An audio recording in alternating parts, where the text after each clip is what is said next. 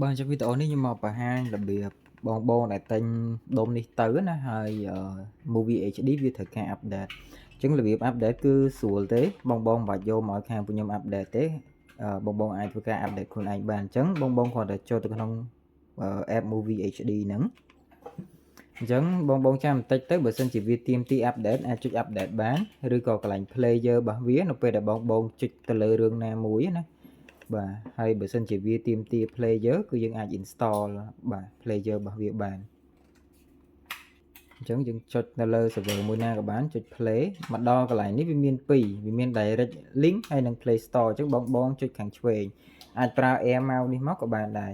ចុច direct link អញ្ចឹងមកបើសិនជាវាចុចកន្លែងនេះវា fail បងអាចធ្វើការ download តាមរយៈជ្រោមនឹងបានបងចុច accept and continue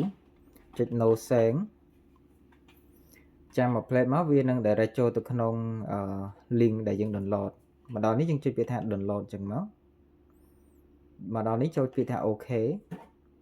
ចុចពាក្យ open មួយនេះបាទចុចបើកមកហើយយើងចុចពាក្យថា install